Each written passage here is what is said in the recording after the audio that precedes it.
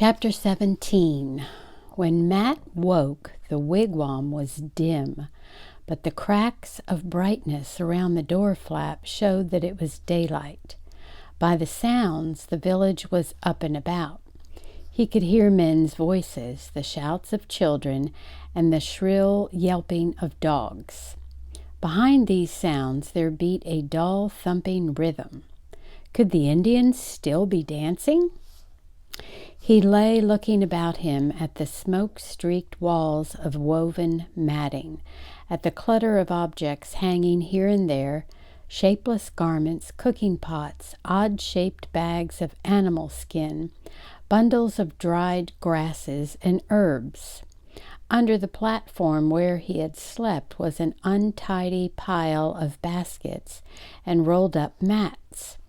From the heap of ashes in the center of the dirt floor, a wisp of smoke curled upward toward the small hole in the roof.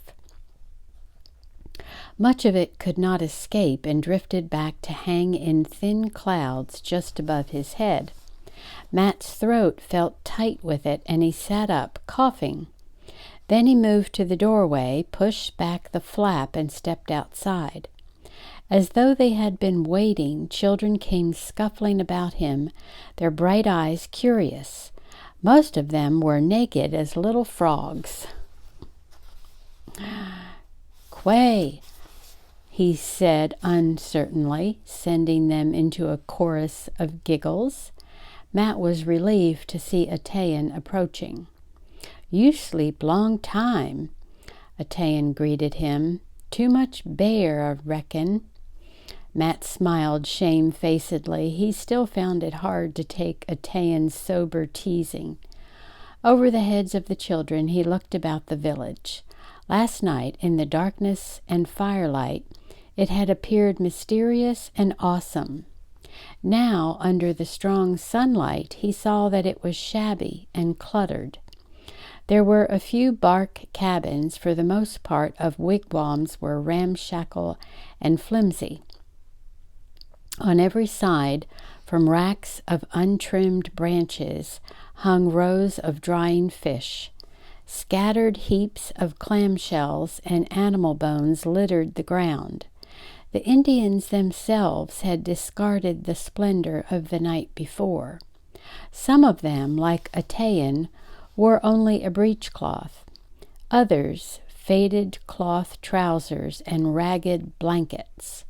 The women had replaced their bright finery with skirts and vests of dingy blue cotton. Now he could see what was making that rhythmic thumping. Two women were pounding corn in a huge mortar made from a tree trunk, their arms alternately rising and falling. Others nearby were grinding in smaller mortars of hollowed stones. They sat close together, jabbering like blue jays, but their chatter did not for an instant interfere with the steady rhythm of their bare arms. In front of another wigwam, two women were weaving baskets of rushes. As Matt and Atayan passed them, they looked up with shy smiles. All the women, Matt noticed, were hard at work. A few very old men sat smoking in front of the wigwams, and a group of boys squatted in a circle playing at some sort of game. "Where are the men?" he asked. "Gone," Atayan said, "before sunup. My grandfather lead hunt for deer." He had brought a hunk of cornbread for each of them, and munching it, they walked through the village back to the canoe. Matt kept hanging back, looking all about him at the village. He wanted to stay longer. There were 100 questions he longed to ask, but Atayan seemed impatient. His genial mood of the night before had vanished. Without wasting a motion, he pushed the canoe into the water. A taggle of children had followed them and now stood on the bank, laughing and waving as they moved out into the river. Matt tried to find a reason for Atayan's silence. "If it hadn't been for me," he asked, "would you have gone on the deer hunt with the men?" Atayan did not like the question. "Not take me," he admitted finally. "I not have gun." "You're a good shot with a bow and arrow." Atayan scowled. "That old way," he said. "Good for children. Indian hunt now with white man's gun. Some day my grandfather buy me gun. Need many beaver skins. Beaver not so many now." "I know guns cost a lot," Matt said. "I'll have to wait a good while for another one myself." Atayan had long since heard the story of Ben's visit. "White man can buy with money," Atayan said. "Indian not have money. One time plenty wampum. Now wampum no good to pay for gun." There was bitterness in Atayan's voice. Matt understood now why Atayan had defended the beaver dam so fiercely. Was it true that beaver were getting scarce? Matt thought of the village they had just left. How very poor it seemed. How few possessions the Indian could boast. For the first time Matt glimpsed how it might be for them, watching their old hunting grounds taken over by white settlers and by white traders demanding more skins than the woods could provide. As they set off through the forest, he tried to think of a way to lift Atayan's gloom. "That was a mighty fine feast," he said, "and I was glad to see where you live. I'd like to go there again some day." Atayan's scowl only deepened. "My grandmother not want you to come to feast," he said finally. "My grandfather say you must. She say you not sleep in her house." "Oh," said Matt lamely.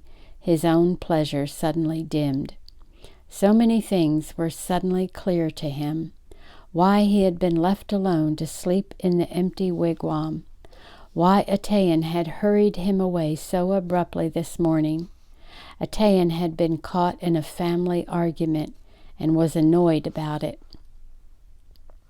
"My grandmother hate all white men," Atayan said. When Matt could find nothing to answer, Atayan went on.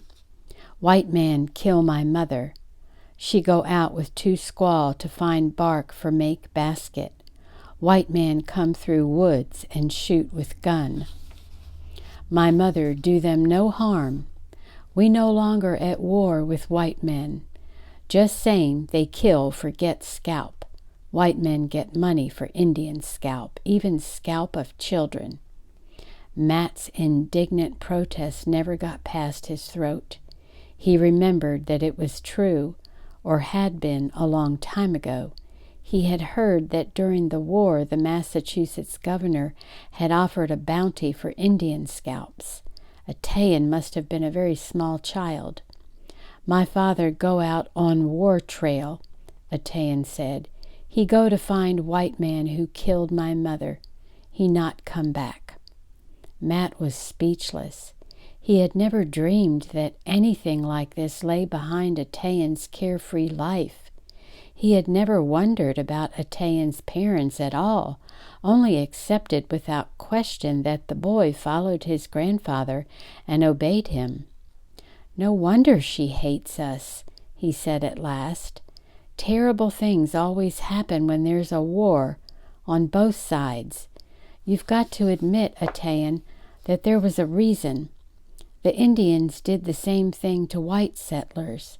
The white women were afraid to go outside their cabins. Why white men make cabins on Indian hunting grounds?" Matt had no answer to that. It was no use, he thought. The war with the French was over. The Indians and the English had made peace.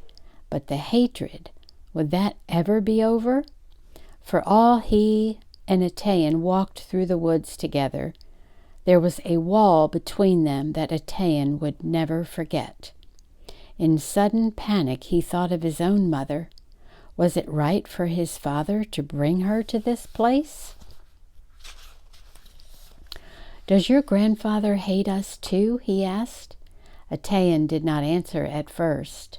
Finally he said, "My grandfather say Indian must learn to live with white man." It was not the answer Matt had hoped for, but Sackness had said he must come to the feast. In spite of the grandmother, Sackness had made him welcome. "When my father comes," he said, "I want him to know your grandfather. I think they would like each other." Atayan did not answer, and they walked on in silence. Discomforted, Matt turned his attention to the trail they were following. Presently he recognized the unmistakable carving of a little animal cut into the bark of a tree. But when he turned to Atayan to boast of his recognition, he was silenced by the darkness in Atayan's eyes. Instead, without speaking, he studied the signs they passed. He marked fallen trees pointing along the path, small piles of stones, and wherever the trail seemed to vanish, he discovered on a tree the sign of the beaver. When they came out at last on a trail he knew well, he marked carefully the spot where the two trails met. Why, he thought in sudden excitement, I could actually find my way to that village. I'm sure I could. But he did not share his thought with Atayan. He knew that unless Atayan took him there, he could never go to that village again. Sackness had only invited him to the feast out of kindness, or perhaps out of fairness for his small share in killing the bear. Would he ever be given another chance?